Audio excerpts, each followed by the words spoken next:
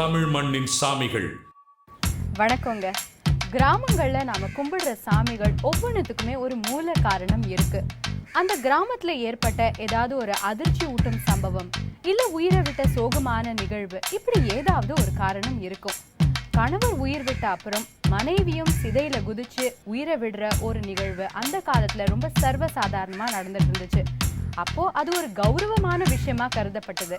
ஆனா இப்போ அது நமக்கு அதிர்ச்சி ஊட்டும் ஒரு விஷயமா தான் இருக்கு. அப்போ மனைவிக்கு சிதையில குதிக்க விருப்பம் இல்லைன்னா கூட கட்டாயப்படுத்தி அவங்கள தள்ளி விட்டுடுவாங்க.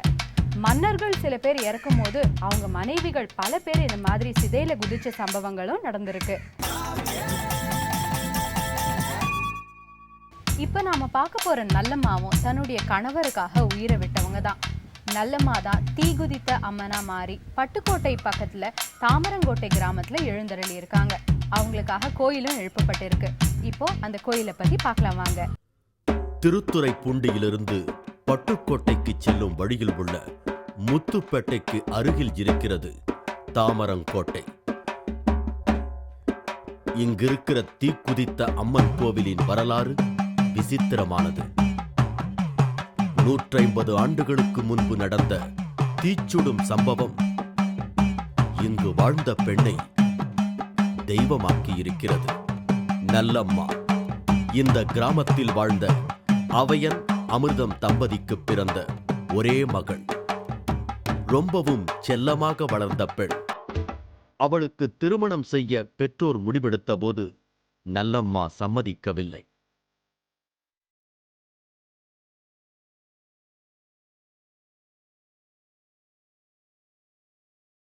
அப்போதிருந்த சமூக அமைப்பில் பால்ய விவாகம் ஒன்றும் புதிதல்ல.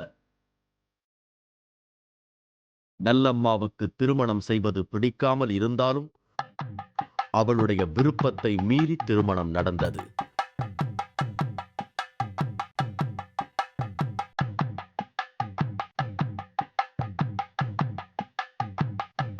ராமலிங்கத்தின் மனைவியானாள் நல்லம்மா.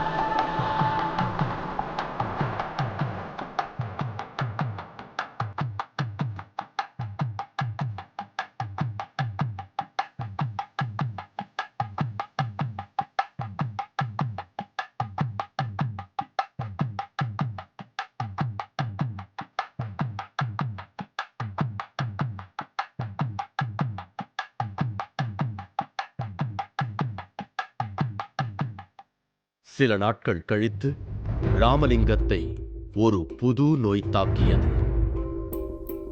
வைத்தியர்கள் சோதித்தார்கள். நாய் வெட்டு காய்ச்சல் என்றார்கள். மருத்துவம் பார்த்தும் தேரவில்லை. ராமலிங்கத்தின் உயிர் பிரிந்து போனது.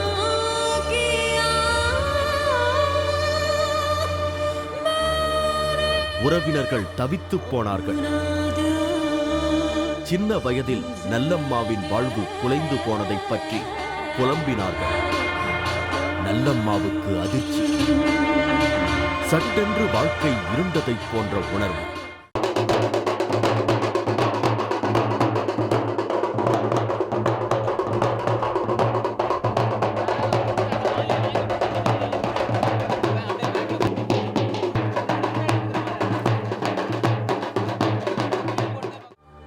கணவர் இறந்த பிறகு தானும் உயிரை விட முடிவெடுத்தார் நல்லம்மா. பெற்றோர் தடுத்தார்கள், கேட்கவில்லை.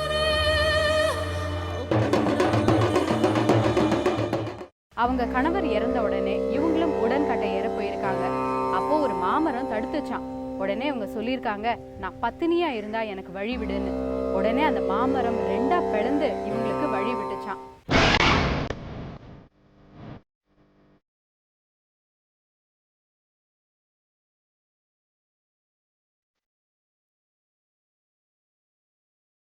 நேரே கணவன் இறந்த இடத்திற்கு போனான். தீயில் விழுந்து தானும் உயிரை விட்டான். அப்பொழுது மாமரம் 2ஆக பிளந்திருந்தது. மாமரம் நாளாக மடித்து போயிருந்தது இல்லையா, ஆலை விழுந்ததில் ஆலங்குளம் முடிச்சு மாமரத்தை மூடி விட்டு ஆள். மாமரம் இருந்ததில் எனக்கெல்லாம் தெரியும். இப்போ எனக்கு வயசு 75 வயசு ஆகுது. 2 பிளந்து ஒரு கிளை இருந்தது, பிளந்தது தெரியாது எங்களுக்கு. ஒரு கிளை இருந்தது, கிளையிலேருந்து வடுவு இவ்வளோ பெரிய வடுவு இருந்தாலும் நான் பார்த்துருக்கேன். இந்த மூலையிலிருந்து ஒரு மாமரம் 2ஆக பிளந்துருந்தது. எங்கள் தாயாரெல்லாம் சொல்லுவாங்க, ரெண்டு சைஸாக இருக்கும் மாங்காய், ஒன்று புளிக்கும் ஒன்று இனிக்கும் அப்படின்னு எங்கள் அம்மா எல்லாம் சொல்லியிருக்கேன். இளம் வயதில் அவருடைய வாழ்க்கை முடிந்து போனது. நல்லம்மாவின் மரணம் அக்னியாய் அந்த ஊர்க்காரர்களை சுட்டது. இதற்குப் பிறகும் தங்களுடைய குழந்தைகளுக்கு இளம் வயதில் செல்லக் கல்யாணம் நடத்த வேண்டுமா யோசித்தார்கள். இனி அப்படி ஒரு திருமணம் தேவையில்லை என்று முடிவெடுத்தார்கள். தன்னுயிரை இழந்து அந்த ஊர் வழக்கத்தை மாற்றினாள் நல்லம்மா. ஊர்க்காரர்களின் கனவுகளில் வந்தாள் நல்லம்மா. தான் பிறந்த வீடு ஒன்றாக இருந்தாலும் புகுந்த வீடு கிளையாயிருக்கணும் என்று சொன்னதால் அவளுடைய நினைவாக அவளை வணங்கத் தோன்றியது அவர்களுக்கு. பருவ வயதில் மரணத்தை சந்தித்த நல்லம்மாவின் உடைமைகளை வைத்து அந்த ஊரில் சின்னதாக வழிபடத் தொடங்கினார்கள். அவரை பற்றிய தகவல் பரவி கூட்டம் அந்த கோவிலை தேடி வந்தது. வேண்டுதல்கள் பெருகின. கோவில் பெரிதானது. தற்போது கோவிலின் முகப்பில் தீக்குதித்த அம்மன் கோவில் என்கிற பெயர் பலகை. நல்லம்மா தீயில விழுந்து இறந்தது சித்திரை மாசங்கிறதுனால இந்த ஊர்ல திருவிழாவும் சித்திரை மாசத்துல தான் நடக்குது. இப்போவும் இந்த பகுதியில திருமணம் நடக்க போகுதுன்னா முதல் பத்திரிகைய அம்மன் சன்னதியில தான் வைப்பாங்க. தாலியை வச்சு ஆசி வாங்கிக்குவாங்க. குழந்தை வரத்துக்காகவும் வேண்டிக்கிறாங்க. கோவிலுக்கு முன்பிருக்கிற ஆலமரத்தில் ஏராளமான வளையல்களும் தொட்டில்களும் தொங்குகின்றன. எல்லாம் வேண்டுதல்களுக்கான அடையாளங்கள். சுற்றியுள்ள ஊர்களில் திருமணம் நடக்கும் முன்பு இங்கு வந்து தாலியை வைத்து ஆசிர்வாதம் வாங்குகிறார்கள். மாப்பிள்ளை பார்க்க போகும்போது இங்கு வந்து பூ போட்டு பார்த்துவிட்டே போகும் வழக்கமும் நீடிக்கிறது. உத்தரவு கேட்கணும்னு நினச்சா இதுமாரி இந்த இடத்துல சொன்னால் எனக்கு பலிதமாகும், இன்னொரு சொன்னால் மத்திப்பான், இந்த இடத்துலனா வேண்டாம் அப்படிங்கிற மாரி 3 இடத்துல வைப்பாங்க, சொல்லுவாங்க. அது அவங்க மனசுக்குள்ளே நினச்சிக்குவாங்க. 4 பேருக்கு நாங்கள் தெரிஞ்சுக்குவாங்க. அந்த இடத்துல கேள்வி சொன்னால் அந்த வேலையை சிறப்பாக செய்வாங்க. இப்போ அது கொஞ்சம் காலதாமதாங்கன்னு எல்லாம் பூக்கொட்டி வச்சு பார்க்குறாங்க. சிகப்பு, வெள்ளை, பச்சை, இதான் அவங்க அபிப்பிராயப்பட்டதை. அவங்க வேண்டியதுக்கு என்ன நிறைவேறணும்னா பச்சை, அது வேண்டாம்னா சிகப்பு, மத்தியம்னாக்கா வெள்ளை, அப்படி கொடுத்து வச்சு பூ வச்சு பார்த்து செய்கிறாங்க. ஏதாவது நோயினால் பாதிக்கப்பட்டவர்களும் இங்கு வந்து வேண்டிக் கொண்டு பிறகு குணமடைந்ததாக சொல்கிறார்கள். இப்படி வெவ்வேறு நம்பிக்கைகள் பக்தர்களை இந்த கோவிலை நோக்கி இழுத்து வருகின்றன. எங்கள் வகைராவில் பிறந்த பெண்கள் எல்லாம் எங்கே வாக்கப்பட்டாலும் பிறந்திருந்தாலும் வரிசையாக பொங்க வைப்பாங்க. ஒரு வருஷத்தில் ஒரு நாள், இந்த கடைசியிலேருந்து அந்த கடைசி வரல பொங்க வைப்பாங்க. வர முடியாதவங்களுக்கு, பெண்கள் வர முடியாதுன்னா இங்கே அவங்களுக்கு ஒரு பொங்கல் பானை வச்சு பொங்கல் மண்பானையில் பொங்கல் அனுப்பிடுவாங்க. அப்படியே ஒரு வைதிகம் அந்த ஒரு 70 வருடத்துக்கு முன்னாடி அந்த தொடர்ந்து நடந்துக்கிட்டு இருந்திருக்கு.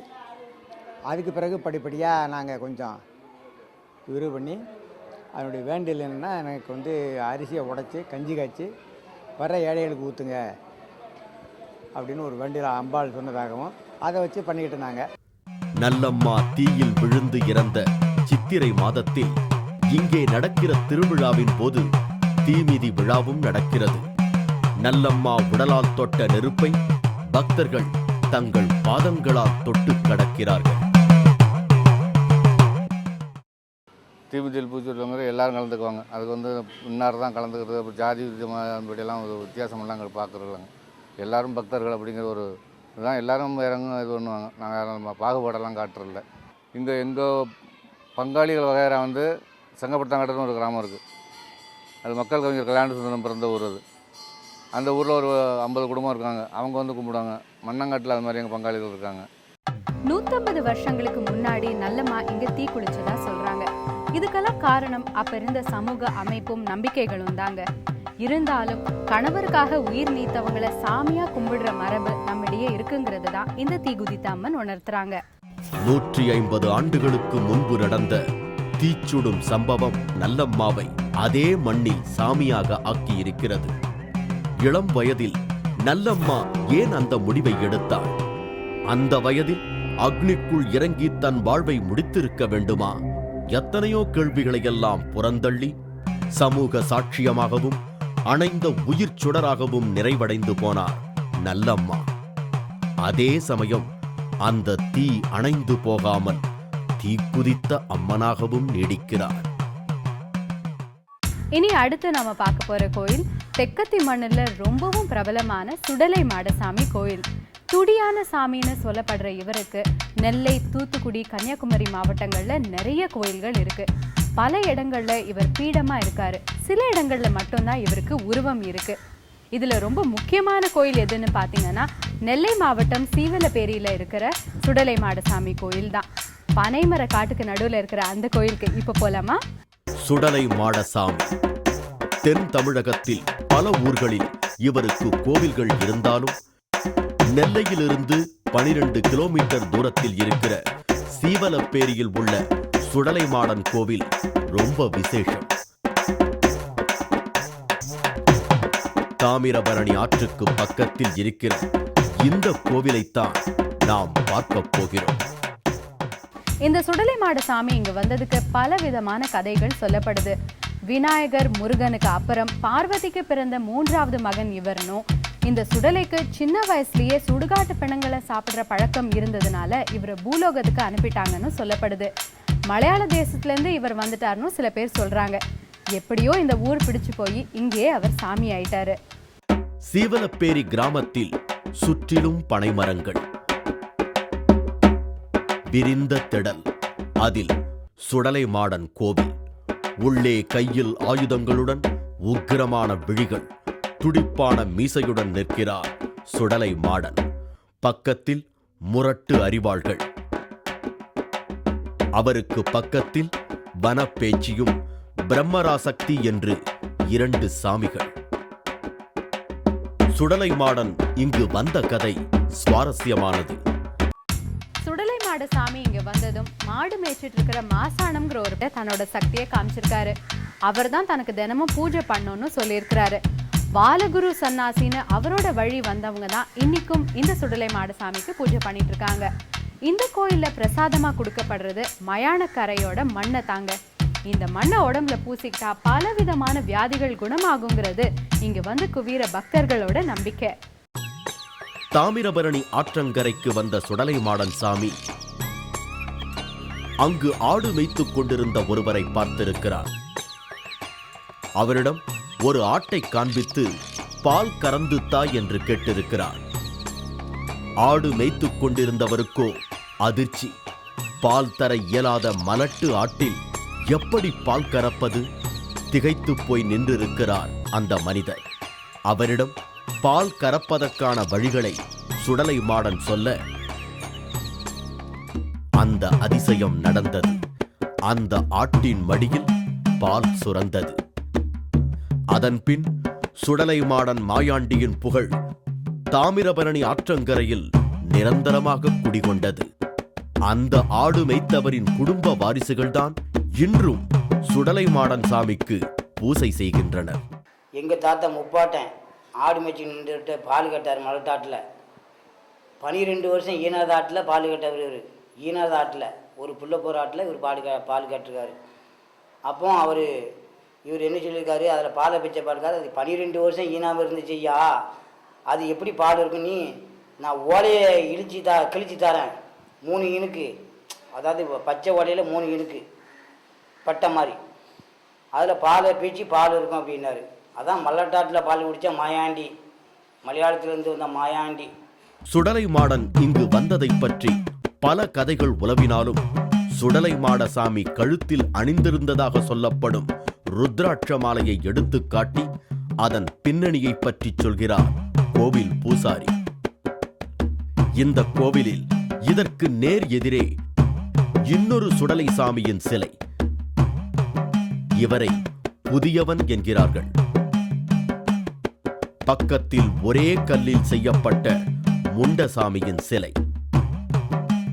சுடலை மாடனின் மகிமைக்கு இங்கு குவியும் பக்தர்களே சாட்சி. சித்திரை மாசம் தொடங்கினதும் கொடை விழா இங்க ரொம்ப அமோகமா நடக்கும். இத பார்க்கறதுக்கு பல பக்தர்கள் கூடுவாங்க. அன்னைக்கு சுடலையோட அருள் வந்து சாமி ஆடுறவரை மருளாடின்னு சொல்லுவாங்க. திருவிழா அன்னைக்கு அவர் மயானத்துக்கு போயிட்டு திரும்புவாரு. அவர் மயானத்துல இருந்து திரும்பியதும் இங்க சில உக்கிரமான சடங்குகள் நடக்கும். கோயிலுக்கு எதிர்க்க போடப்பட்டிருக்கிற மேடையில நிறுத்தின கடாவை வெட்டுவாங்க.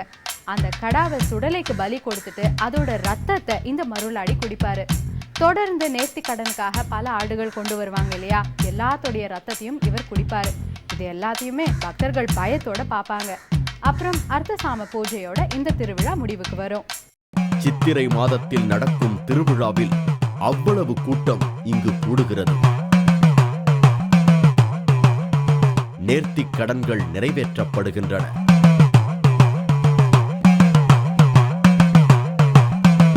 சீவலப்பேரியே களை கட்டுகிறது. அன்றைக்கு இந்த கோவிலின் எதிரில் உள்ள பீடத்தில் ஏராளமான ஆடுகள் வெட்டப்படுகின்றன. முதலில் கருங்கிடா ஒன்று வெட்டப்படும். அதன் இரத்தத்தை குடிக்கிறார் பூசாரி. பிறகு அதன் ஈரலை சுவைத்து பார்க்கிறார். இப்படி வரிசையாக அடுத்தடுத்து பல ஆடுகள், கோழிகள் என்று பலிகள் விடிய விடிய நடக்கிறது. சுருட்டு, சாராயம் என்று இந்த படையல் வீழ்கிறது. மாமிசப்படப்பு, கருத்தக்கடா, கரும்பொன்னி, கருஞ்சாவா, புல்லப்பொன்மரி, போர்மரி, ஒத்தமராப்பு இதெல்லாம் போடுவோம். இந்த சித்திரையில் 7,800 விடா வெட்டியிருக்கு. இந்த சித்திரையில் இந்த திருவிழா இந்த பகுதி மக்களோட ஒரு வழிபாட்டு முறைன்னு சொல்லலாம். மற்ற கோயில்களுக்கு எப்படி ஆகம விதிகள் இருக்கோ அந்த மாதிரி இந்த கிராமப்புற சாமிகளுக்கும் தனிப்பட்ட வழிபாட்டு முறைகள் இருக்கு. சிலருக்கு இதுல உடன்பாடு இல்லைன்னாலும் கிராமங்கள்ல இன்னைக்கு வரைக்கும் இதெல்லாம் நடந்துட்டு தான் இருக்கு. ஏன்னா இது அவங்களுடைய நம்பிக்கை சார்ந்த ஒரு விஷயம். அந்த நம்பிக்கை அவங்க வாழ்க்கையில இணைஞ்ச விஷயம். இந்த பகுதி மக்களோட லாபங்கள், சந்தோஷங்கள், துக்கங்கள் எல்லாமே இதுல சம்பந்தப்பட்டு இருக்கு. உருவம் இருந்தாலும் இல்லைனாலும் இந்த சுடலை மாடசாமி இந்த கிராமப்புற மக்களோட வாழ்க்கையில ஒன்னோட ஒன்னா இணைஞ்சிட்டாருன்னு தான் சொல்லணும். திருவிழா இல்லாத மற்ற நாட்களிலும் இங்கு நேர்ந்து கொண்டு ஆடு, கோழிகளை பலி கொடுப்பது நடக்கிறது. மண் பிரசாதம் கொடுத்து தமிழ் மொழியில்தான் அர்ச்சனை செய்கிறார்கள். ஏதாவது பிரச்சனை வந்து பிரிந்தவர்கள் இங்கு வந்து சத்திய பிரமாணம் செய்து சுடலை மாடன் முன்பு ஒன்று சேர்க்கிறார்கள். ஒரு சத்தியம் பண்ணிட்டு போயிருக்காங்க, அந்த குடும்பம் ஒன்றா சேரணும் அப்படிங்கும்போது ஒரு சத்தியத்தை கொடை எனக்கு கொடை கொடுக்க அப்படிம்பாரு. எல்லாம் சேரலாம். சில இதில் காதல் கல்யாணம் முடியுது. அவங்க வீட்டில் விருப்பம் இல்லாமல் தாய் தாப்பா இது பண்ணுவாங்க. கடைசியில் இவங்க வந்து அங்கே கல்யாணம் வச்சுட்டு இங்கே வந்து சாமிக்கு வந்து செய்யலாம் அப்படின்னு நினைப்பாங்க. எல்லாமே உண்டு. இங்கு பிடிமண் எடுக்கப்பட்டு தமிழகத்தின் பல பகுதிகளில் சுடலை மாடனுக்கு கோவில்கள் எழுப்பப்பட்டிருக்கின்றன. சில கோவில்களில் உருவத்துடன் இருக்கும் சுடலை மாடன் சில கோவில்களில் வெறும் பீடமாக காட்சியளிக்கிறார். இரண்டிலும் பொதிந்திருப்பது பக்தர்களின் நம்பிக்கைகள்தான்.